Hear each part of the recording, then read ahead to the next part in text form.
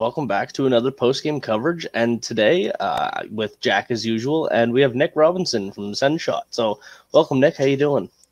Good, guys. Good. Feeling nice after that win and ready to talk. Yeah, absolutely. How you doing, Jack? I'm good. I'm a little. That was a weird game to watch because I don't want to say that they didn't deserve to win, and it's hard to say that the third period was bad when they just penalty after penalty. So I don't know. We'll get into that, I guess. But man, never gonna be unhappy with a win. Yeah, absolutely. And this was an important game for Calgary to win, so it was good to kind of take that extra point away. Although whether we deserved the extra point or whether they deserved the extra point, it's pretty up in the air between everybody on Twitter right now. So one thing is for sure, it's 1:30 a.m. right now for me, and I can't wait until this is over so I can watch DJ Smith's post-game media. Yeah, me too. So we got to get started, I guess, with the penalties right away. It ended up being, we'll say those overtime ones are a wash, ended up being 8-2 in terms of power plays. And that eighth one is including the 4-minute penalty to Shabbat, which is by the rule book. Yes, it's a penalty, but man, and I was okay with every single one that was called on the Sens because, it didn't seem like they let anything go, but there were so many, especially in that second period, that went uncalled against Calgary. In the NHL, usually they balance it out. If one team's ahead in penalties, they'll look for another one on the other team. It was shocking, some of the stuff that went unnoticed, especially on Brady Tkachuk in that second. Absolutely. There were just so many unnecessary holds and hooks and whatnot that just went by. Yeah, I'm the first guy that's usually, call the game by the rule book. You got to call the little things to discourage it. But, that's got to go both ways. And, Ottawa got 8 penalties tonight, but I really don't think, like you said, Jack, it just didn't go both ways. Calgary got away with a lot of stuff, especially in the overtime. They got let off the hook big time. And luckily the Senators were able to come away with the win despite all that. Well, we need to mention, one power play goal for Calgary on those 8 tries. The penalty kill looked so good this game. And I think last year they were middle of the pack and they started to slip towards the end of the year, but they were a pretty good penalty kill and they seem to have figured it out this year. Man, I can't tell if it's a mix of Calgary's power play being bad or their penalty kill being so good, but the same thing happened against Montreal. They're finding their groove, and those 4 forwards that they just roll out are just relentless. It's Watson, Paul, Brown, and Tierney. Just fantastic stuff that just created so much momentum from it. So that was a plus. If it was the other way around, I mean, tomorrow night against Edmonton will be a different story if they take this many penalties, but tonight, just fantastic. Yeah, it's great to see the penalty kill. We can put so much faith on them, and it's almost like this team's putting too much faith on them.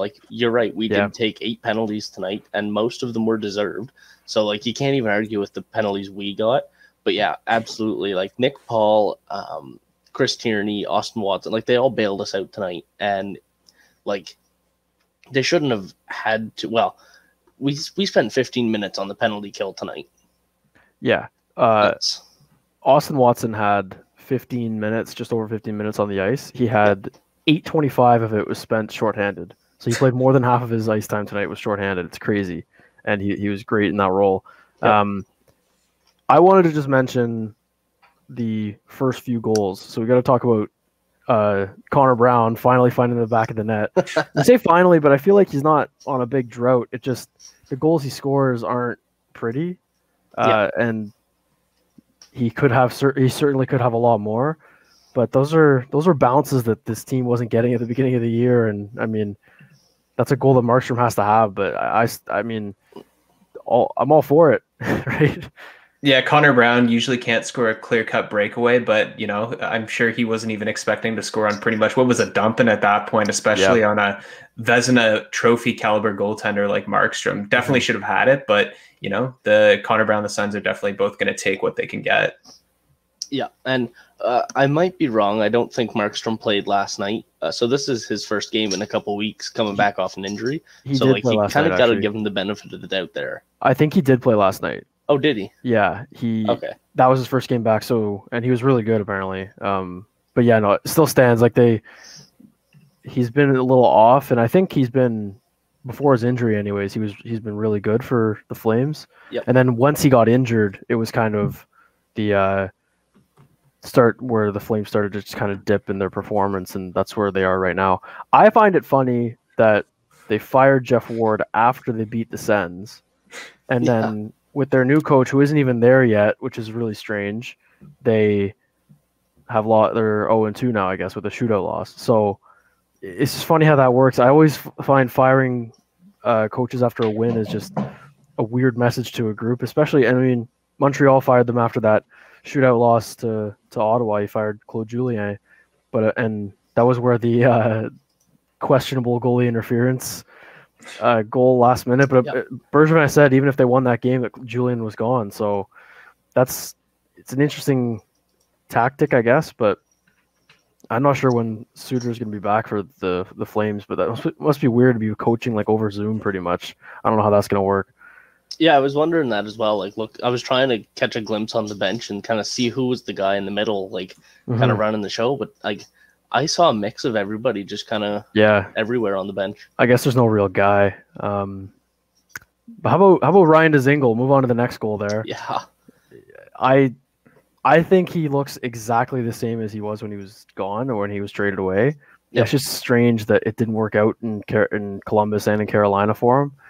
But don't skip a beat. 2 goals in 2 games. Ryan Dzingel right back in the mix. I mean, he was a little bit invisible after that, but I'm not going to ask for much more.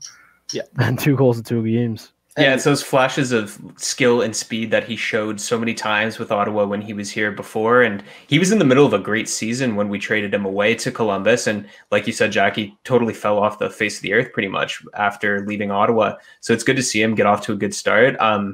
And they keep talking about it on TSN. I think Mike Johnson's mentioned it a couple times now, what the plan for him exactly is going to be, whether it's to finish out the year here or be flipped before the trade deadline.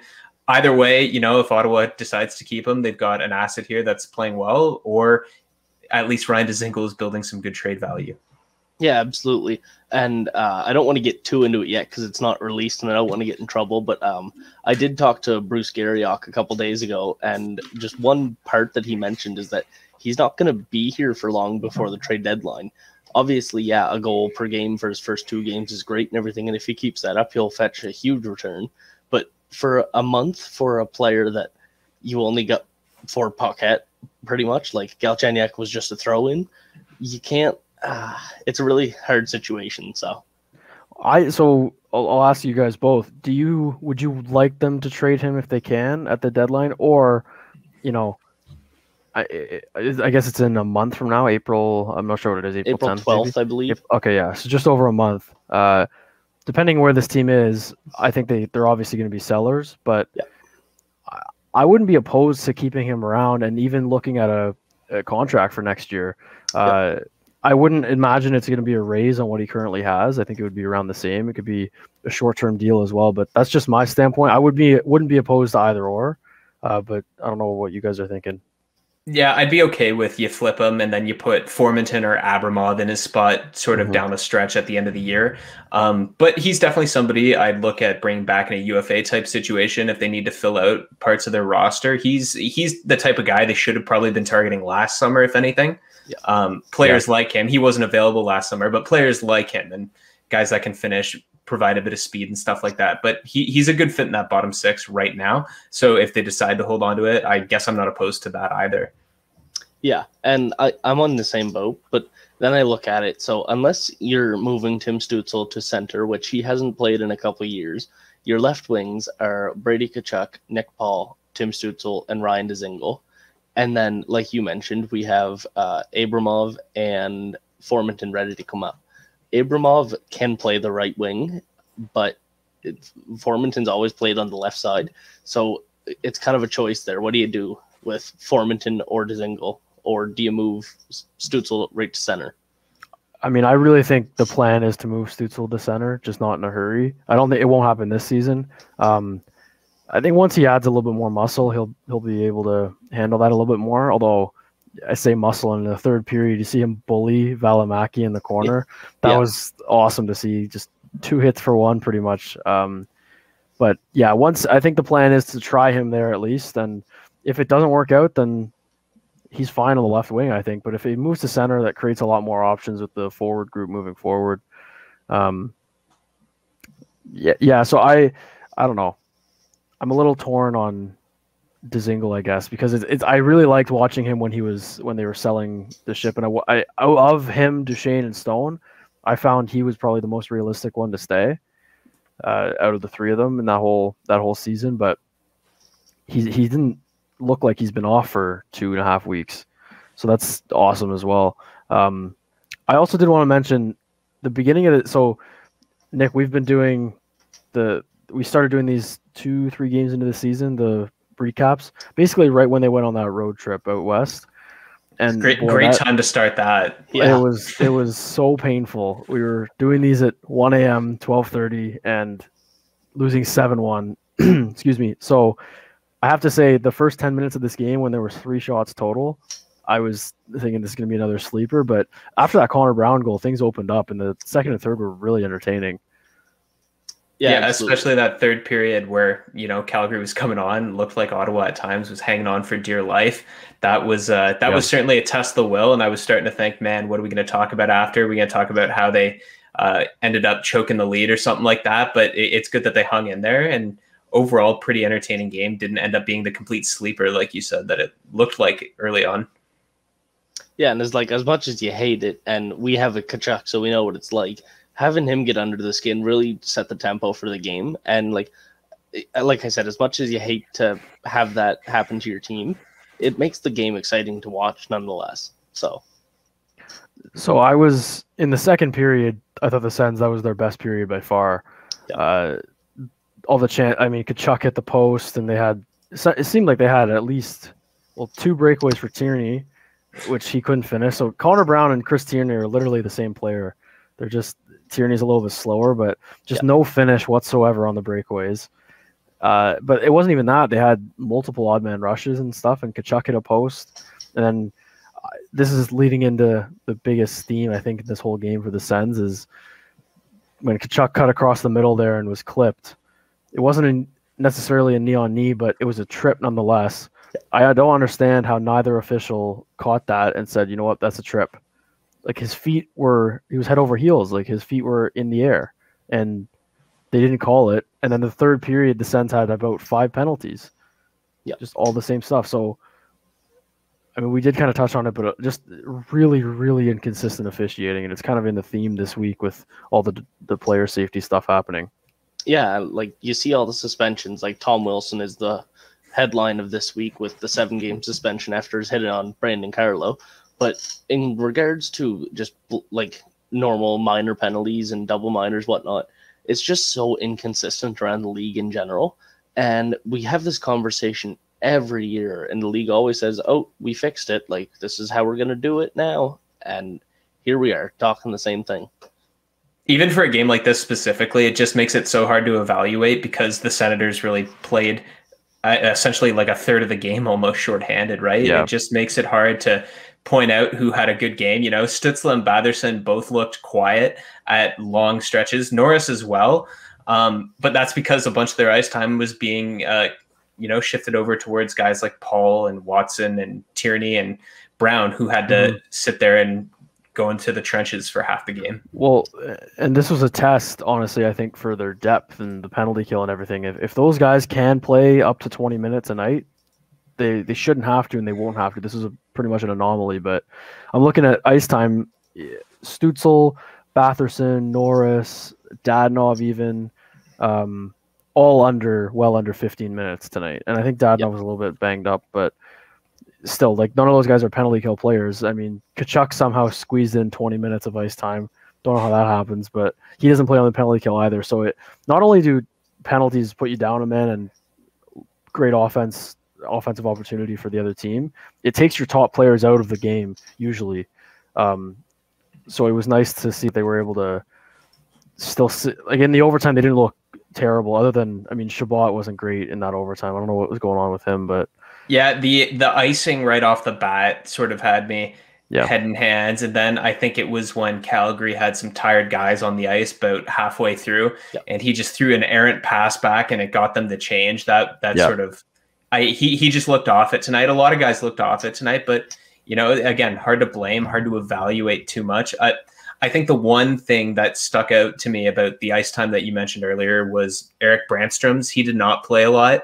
And I'm just reading here that Smith said he wasn't injured tonight. So whether that's performance related or not, and I know Garriock mentioned earlier that Wolanin's likely going to get back in tomorrow after being out for 8 straight. So assuming that's a swap that's come in, and, you know, I'm not thrilled about it, but it is what it is. I mean, I'm not thrilled either. At the same time, if you're going to take anyone out of that decor at the moment, I mean, Goodbranson has had his blunders. He was pretty great tonight. I'm not going to lie. He looked pretty solid.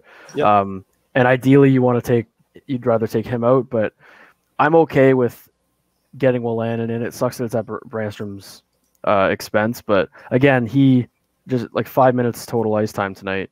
There's so many penalties, and he's not a part of that penalty kill. Yeah, it's tough to judge. I'm just reading a tweet here from Ian Mendez, and it says DJ Smith says Eric Brandstrom was not injured tonight, like you said, Nick. They made a decision to go down to 5D and felt like with all the penalties, it was hard to find rhythm. They should open the door for Wolanin to come in tomorrow. So, interesting. Yeah, it makes sense because like with other than Shabbat, those are your 4 defensemen for your penalty kill, and they were playing together all night tonight. So I think it was kind of they were kind of getting their juices going and getting ready, and they were present all game. So I mean, Mike Riley and Nikita Zaitsev both like 24 minutes and 25 minutes. So and they looked good. Like the difference in the defensive structure from this game and the last game was insane. It was they're clearly comfortable with these pairings, like the partners are. They're comfortable together, which I think goes a long way in the way that they play. They didn't. I mean, the third period, everyone kind of struggled, but I don't want Brandstrom coming out of the lineup, but I do want to see Wolanin, and I think if you're Christian Wolanin, you know that this is not it, but the situation he's in, like he needs to show that he's capable of being trusted out there, I guess. Yeah. And that'll be tomorrow against, 2 of the best players in the world. So yeah, really though. Great game to be thrown in. I trust him. I trust him to defend, the speed of McDavid and Draisaitl more than I do Braden Coburn. I still have nightmares of that one-on-one defending. I think it was with Puljujarvi last time. Yeah. Yikes. That was bad. Yeah. That's a good point. Yeah, he shouldn't struggle with the speed and stuff. It's just it would be an easy game for it to just get flipped upside down very quickly. Right. It'll be very interesting to see this team tomorrow night, just based on that was a pretty hard game. They're going to have their rookie goaltender in net tomorrow, probably against one of the best offenses in the league. So I'm expecting not so great of an effort, but they've flipped the script since the last time they were in Edmonton. So it's a completely different team right now, which is nice. Yeah, they'll need to be a lot more urgent, I think. Just you look at how Calgary played down the stretch where they had that sense of urgency, especially after that first period. They looked pretty dull, and Ottawa took it to them for pretty much that first half of the second, but especially into the third, Calgary just started moving their feet a lot more. Ottawa's going to have to do the same thing tomorrow. You got to catch Edmonton early, and they got to take the good parts of the second period and apply that right from the start tomorrow. Absolutely. And yeah, Ottawa hasn't gotten off to a great start in many games this season at all. So, yeah, I mean, I think it's kind of gotten off track now, but earlier, a couple weeks ago, anyways, there was a trend where they hadn't won a game when they score first. Yeah. And I think that stopped. And tonight it's the same thing, but yeah, I agree. They haven't had great starts. And I think that one in Edmonton, that first time was the best one. It was like 4-1 in like 10 minutes in or something. So yeah, we can, I'm trying to think about what else to talk about this game. I mean, it was just a lot of penalty killing. Yeah. And full kudos to Connor Brown and Chris Tierney, especially. Like they're just so aggressive on the penalty kill. Like they're always like forechecking. Like they're always in the offensive corners with the puck with 3 or 4 guys around them. And I mentioned that last game. and it's just great to watch. And even Nick Paul. Yeah, I think that the Flames power play, having like a dynamic defenseman up top changes so much. Like I wouldn't even say Ottawa's power play runs through Shabbat, but the way he's able to, like in that first period, they had that one power play where they looked like they were going to score, and man, Stützle just needs to be like slightly quicker on that left side, and they'd have so many goals. And I think he will over time. Because I it might not be a popular opinion, I do like them on their off wings. I find Batherson has more options that way, and it kind of runs through Batherson at this point, the power play. But so if Stützle can figure that out, then the power play will look lethal. For Calgary, I think their top unit had Anderson, and he's good. He's a good defenseman, but he's not like a threat up there to do anything. He's just a puck mover. So I think that plays into it too. So, and then as soon as you pressure them, then they just start to panic a little bit. I thought that in all these 5 games, though, that they've played, and I don't know when they see Calgary again, but Johnny Gaudreau definitely had his best game tonight in any of the 5 games. I think same for Monahan and a lot of the Flames players. Yep. But up to this point, they looked, and honestly, up until the third period, they looked pretty invisible, and they just didn't look like they had like the push to come back and stuff. And but they did it. So credit to the Flames. They're not keeling over, I guess. And a shootout is a tough way to lose that game. If it was the other way around, I would not be very, very happy. But well, you can see why they've just fired a coach, right? A lot of those guys looked invisible and stuff like that. There is a lot of gaps to their play, even though they've probably got one of the better rosters on paper in the North Division. You can see why they've, decided to bring in a guy like Daryl Sutter, who's hopefully going to wake some of these guys up. But especially in the 5 games against Ottawa, like you said, Johnny Gaudreau really didn't play well in any of them, and finally showed up in the third period tonight and was good. But yeah, Calgary's a bit of a mess. I'm not sure when the next time Ottawa plays them again. I'm happy to see if it's not for a while, because 5 times in 11 days, I'm sort of, I got Calgary fatigue right now. Yeah, as a fan, I do. I can't imagine the players too. I think they had a game wedged in as well as the Sens did with Montreal. But yeah, it's a weird season that way. I feel like they play soon. I don't know why. Maybe I glanced at the schedule recently, but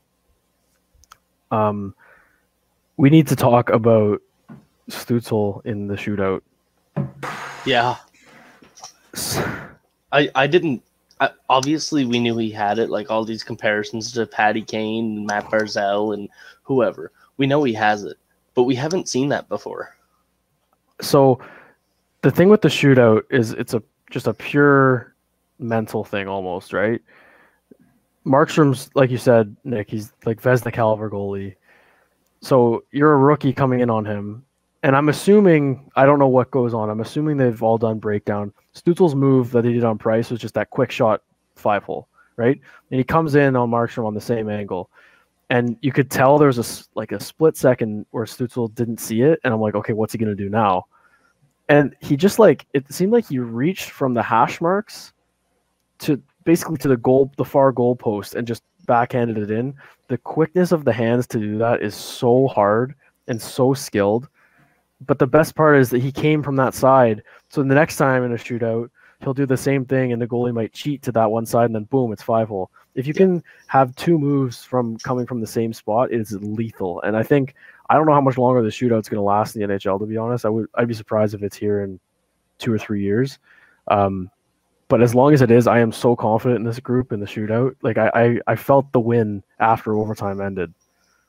The only thing I was disappointed of was not seeing Zub in there, because we keep hearing about how good Artem Zub is in practice shootouts and stuff like that. I was hoping, at least for the third shooter, Anisimov came down. Apparently he's pretty decent in his career. They didn't pull up a stats board or anything like that, but I was a little disappointed to see Anisimov. I thought that was, the memes write themselves at that point. You just wanted Artem Zub to step up there and bag the game winner. That would have made my night, I think. And so, as a shootout philosophy, right, the home team gets to pick if they go first or second. So Calgary obviously wanted to go first, but then when you get in the sudden death thing, I'd much rather be second because you can, win it. So that I agree. It would have been a great time because if you don't score, the game's not over. So why not throw Zub? They put the wrong Artem out there, but I mean his move wasn't terrible either. He almost got him on it. So it's just it's a pure skill competition, which is fun. And I gotta say that was probably one of the more entertaining shootouts I've actually seen. The overtime wasn't the overtimes that we've seen the Sens play recently. That was a pretty terrible overtime. It was pretty bad. Honest, the first 3 minutes of it were an absolute drag. I couldn't believe that it was 3-on-3 at that point. Nothing like the ones we had with Montreal. Yeah, well, and like as was mentioned before, like Thomas Chabot just wasn't there, and we said this the last couple of games. Said, oh, maybe he's not 100%, but you'd think at this point, if he's not 100%, then we would have heard something, or he would have sat a game or something. So I don't know. I don't know what's up with Chabot lately. Well, last game, and Jacob, remember last game I was giving him a lot of props because not necessarily that he had a good game, but the fact that he was away from Zaitsev and Zaitsev just looked absolutely terrible last game, I think speaks to how good Chabot's been this year, quietly, I guess. But man, that overtime was a little concerning. Just the way it was the decision making, and it was Tierney. So another thing, I'm kind of all over the place, but we like to focus a lot on face-offs on this show. Every time we'll go through the face-off stats. Chris Tierney was put in a couple situations in overtime to win the draws, and he was at 36% for the game. 8 wins, 14 losses.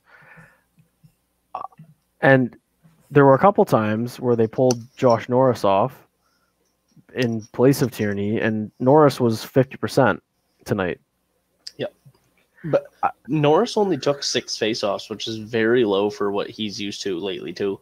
Right, and I mean, I'm specifically pointing at the timeout in overtime. They had a shot of the bench, and you could see Tkachuk, Norris, and Chabot out there, and then Norris just gets on the bench, and I'm like, there's no way they're taking him off. Since we've looked at the faceoffs though, after every game pretty much, I think Norris has been below 50% maybe once or twice. Like he's good on faceoffs, and for a rookie, that's very impressive. So I don't know why they're insistent on Tierney, and Tierney's probably one of the worst ones on the team at draws, to be honest. Colin White's no better.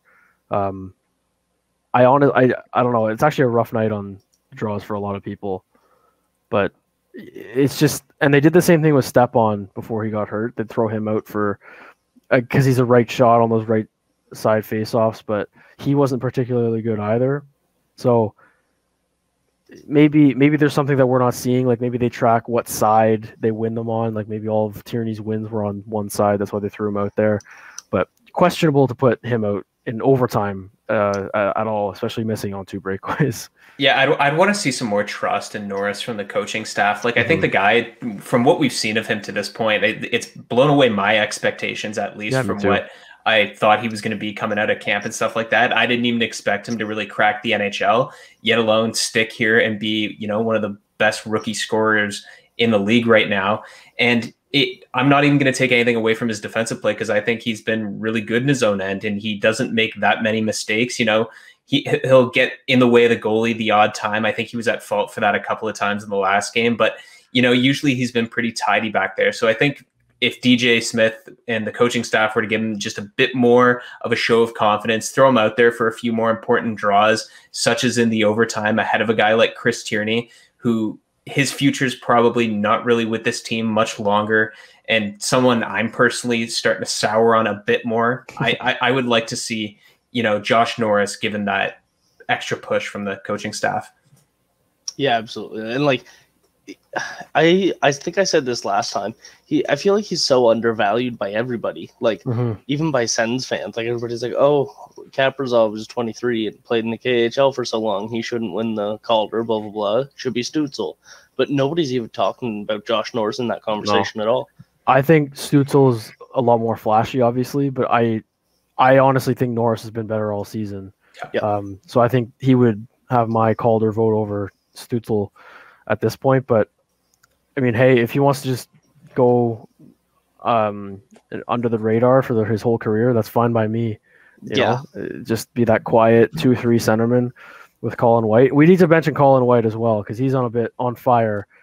and not to make a pun, but he's on fire against the Flames with 5 goals in the 5 games against them. So, yep, you can't ask for more from a guy who you're signed for the next 4 seasons after this one at $4.5 million. Last season was just a one-off for him, right? And I think he came into this season. He said it in the second intermission. He had an interview and he said it was a big summer for him. He, knew he needed to be better, and he has been. Aside from the beginning of the year with the scratching and everything, once he solidified his spot and started to get some confidence going, he's back to his game, which he was 2 years ago now. So It's great to see.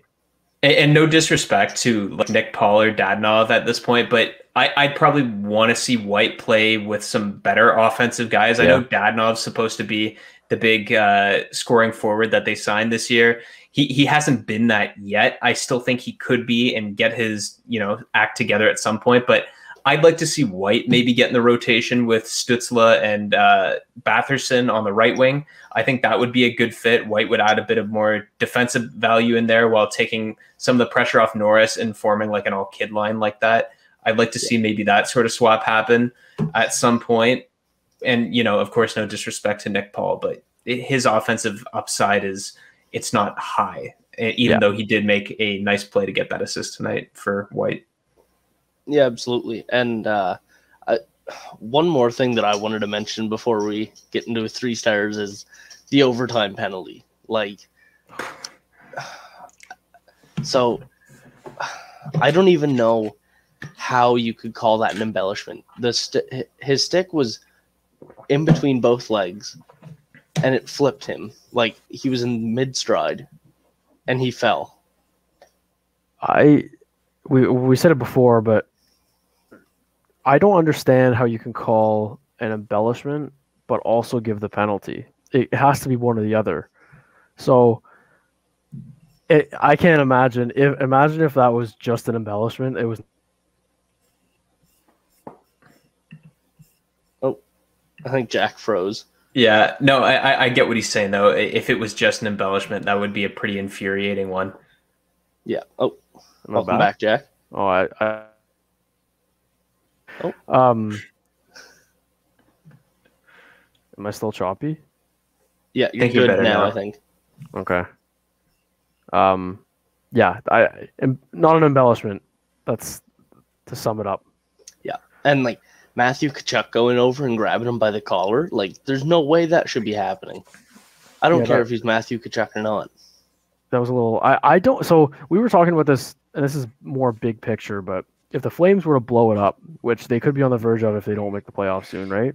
Because they're kind of like they have the same vibe as the Sens when Stone and Carlson and all them were expiring on their deals. Like Gaudreau, Monahan, and Tkachuk, I think are all up next offseason or in the next few years. But anyways, when they were to blow it up, there was talk about the Sens trying to get Matthew Tkachuk and just form this it just be a whole era in Ottawa for the next 15 years, let's say, of the Tkachuk family.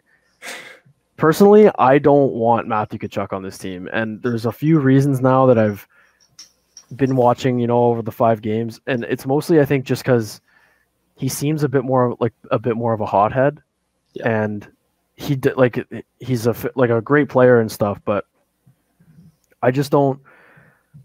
I don't know the style that he plays. I'm trying to picture it meshing with players on the Sens, and him and Brady play much different games, and it's just kind of like, and it's not even that. It's just that one game where he went after Connor Brown and did the face washing stuff. That was a couple of games ago, I think.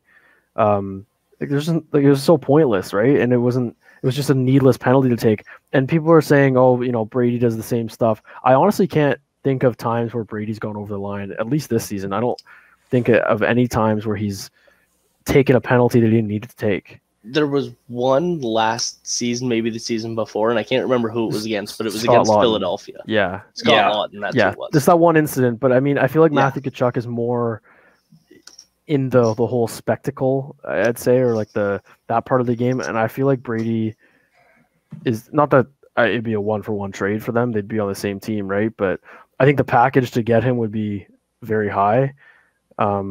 I don't know. I'd just be a little cautious. Yeah, I agree. Yeah, I don't know. It's tough for me. Regardless, I still see a game-breaking, physical, skilled, powerful forward in Matt Tkachuk, and that's pretty much what I dream of having in a first-line player. What he is, and not to take anything away from Brady, but you know, Matt Tkachuk is a lot different. Like you said, he's a lot more skilled, and somebody I think the Senators could use it. I'm not saying that player has to be Matt Tkachuk, but somebody in that same mold that can provide that skill edge, a lot of power, isn't shy in front of those net areas to complement somebody like Brady, I think is something we're going to need to add here at some point, whether that's through the draft or through trade for somebody like Tkachuk. It's got to happen, I think, in the next year or two. It might just be hard to picture now just based on Stützle playing left wing.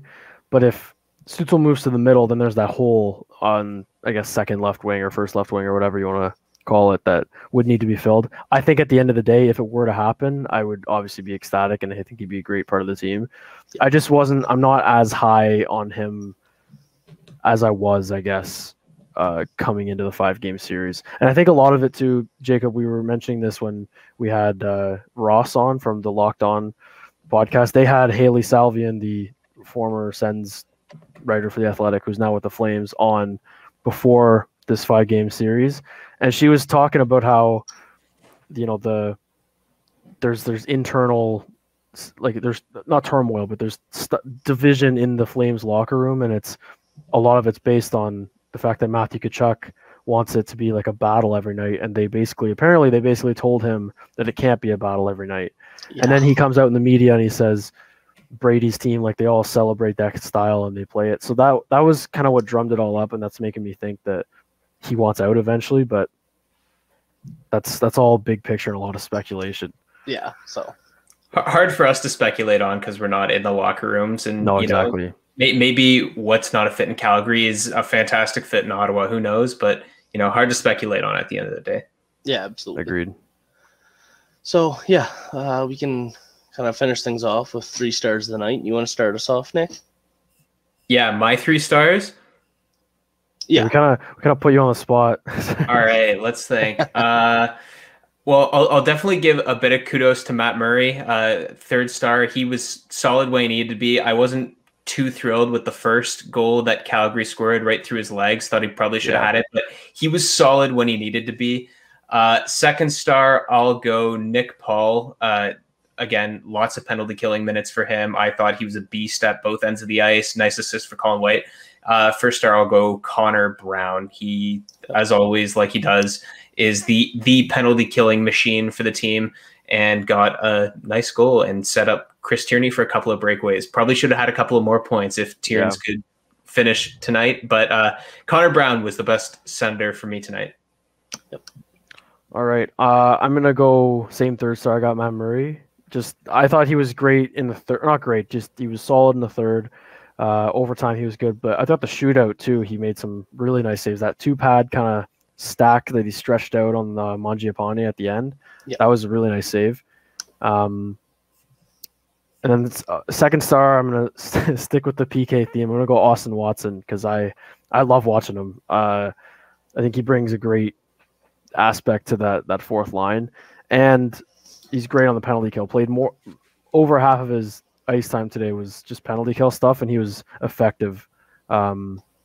He's credited with 2 blocked shots, but I feel like there were a couple more. So I got him as my 2nd star, and then 1st star, I'll go Chris Tierney, just because he, again, part of that penalty kill, and he was kind of all over the ice on the penalty kill. He had great scoring chances on it. Would have liked to see him convert on those breakaways, but I'm not gonna harp on that too much. And he had an assist, so I'll go Chris Tierney with my best Senator of the night. Yeah, and I can't really argue with any of those. Like, that's the Chris Tierney, just the whole penalty kill kind of makes up the whole top 3. But I will say my 1st star, besides the whole penalty kill, would be Nikita Zaitsev tonight, because he played before overtime. He had more time on ice than Thomas Chabot. Wow. And right now he's just finished the game just under 26 minutes. and he looked fantastic tonight. I found he was very physical, which we don't see a lot from Zaitsev, and just did a really good job in the transition. He was always kind of a guy that you could pass the puck to, or you could just trust to keep a lane open, or whatever he had to do, he did it. All right. So yeah, I thought I should give a shout out to Mike Riley. He looked great tonight. He made some really nice plays in his own end, and I'm not a huge Mike Riley fan. I don't like watching him play at all, but he might end up being the best deadline piece for the Sens. Yeah, absolutely. His value's never been higher. Time is so high. Exactly. Yep. So, and 24 minutes of ice for him. We keep talking about a reduced role for him, like around 15 minutes, but he looked great in 24 minutes tonight. So, a little special shout out. So we might all have pretty similar answers here with who needs to be better. We can go to you again, Nick, if you'd like.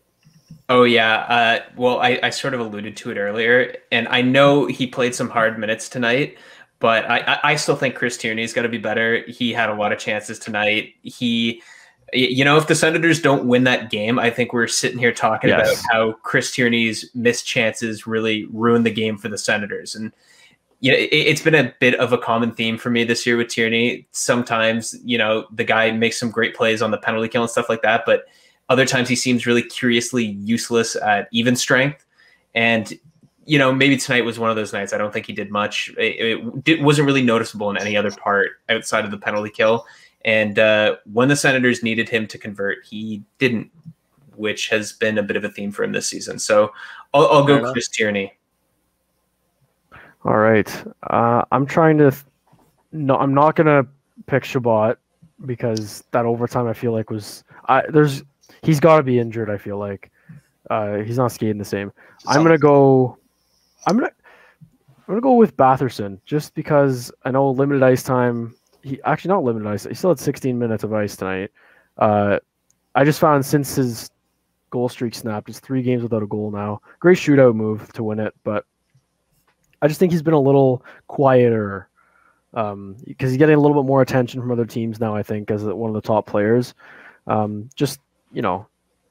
Needs a little bit of a nudge, I think, and he'll get right back on track. He's been great, but it's kind of tough to pick someone that's because, all the PK guys I found were good, and it's got to be one of the offense. I could say Dadonov, but he looked great early on too.